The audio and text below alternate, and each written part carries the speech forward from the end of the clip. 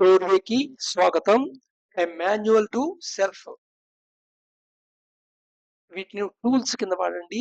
ఒక్కొక్క నియమం గురించి ఆ రోజంతా ఆలోచించండి. కాగితం పెట్టుకుని నోట్స్ లా తయారు చేయండి. At the same time drift watching కూడా చేయండి. అదర్వైజ్ నియమాలు ఏదో హోమ్స్ లాని ఇంటర్మీడియట్ లో బట్టి పట్టినట్టుగా అవ్వకూడదు. So next law of change. Law of change, మార్పు. Change is the law of universe. ఈ యూనివర్స్ యొక్క లా చేంజ్ అనేది స్టాటిక్ గా ఉండదు, నిరంతరం పరివర్తన చెందుతూనే ఉంటుంది. నిరంతరం పరివర్తన, మార్పు జరుగుతూనే ఉంటుంది. మన లైఫ్ తీసుకోండి, పుట్టినప్పుడు ఎలా పుట్టావో అలాగే ఉన్నావా? ఏజ్ తో నీ మార్పు జరగలేదా? గ్రోత్ రాలేదా? మైండ్ లో డెవలప్మెంట్ జరగలేదా? ఎన్ని మార్పులు వస్తున్నాయి? ఏది స్టాటిక్ గా ఉండిపోయింది ప్రపంచంలో? నువ్వు వాడే వస్తువులు స్టాటిక్ గా ఉన్నాయా? కాలేజ్ టైంలో ఒక రూమ్ అంత ఉండే కంప్యూటర్ ఇప్పుడు చిన్న ల్యాప్టాప్ గా నోట్బుక్ గా చేతిలో వచ్చింది. అలాగే మా చిన్నప్పుడు రేడియోలు ఉండేవి, వాల్వ్ టైప్ రేడియోలు, పెద్ద భోషాణం లాగా. ఇప్పుడు రేడియో చిన్న పెన్ డ్రైవ్ లాంటి రేడియో. సో ఎన్ని మార్పులు జరుగుతూనే ఉంటాయి.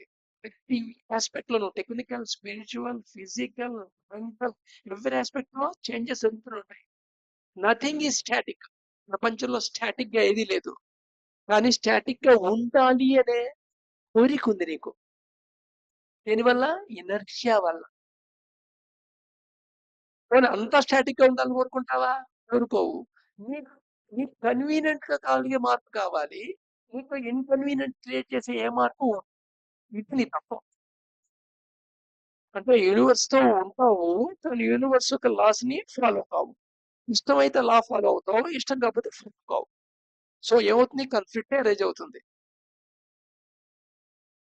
కన్ఫ్లిక్ట్ అరేజ్ అవుతుంది. సో ఈ చేంజ్ అనేది స్టాటిక్ కాదు, నిరంతరం జరుగుతుంటేది.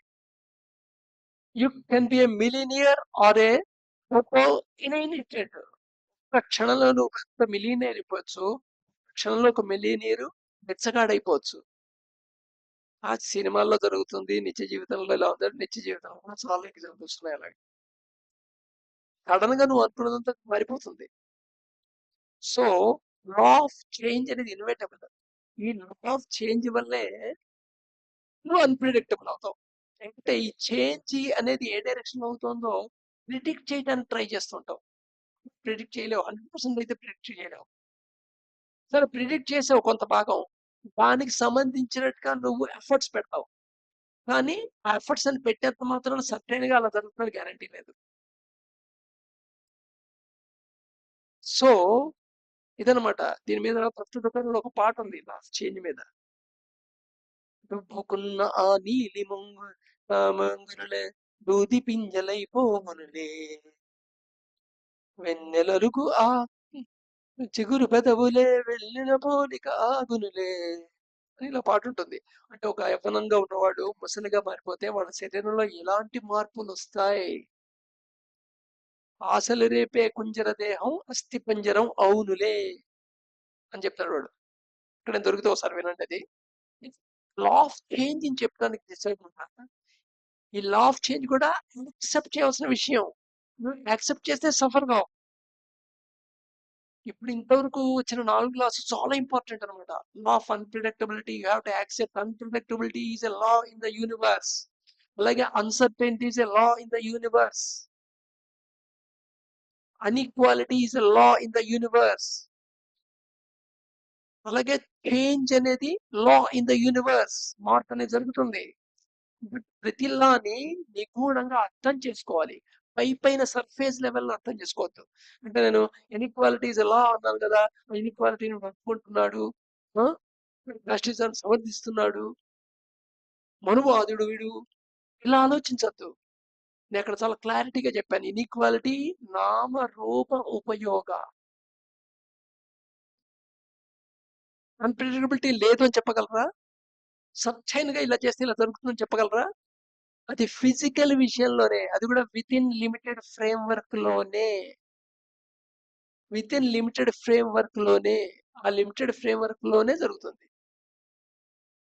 అంత సరిగ్గా జరిగినా చివరికి ఏదో లేదని కూడా ఆ విషయం జరగకపోవచ్చు. ఇప్పుడు ఓహో ఇది కూడా ఫ్యాక్టర్ ఉంది, దీన్ని కూడా కంట్రోల్ చేయాలనే విషయం తెలుసుకుంటాం అంతే.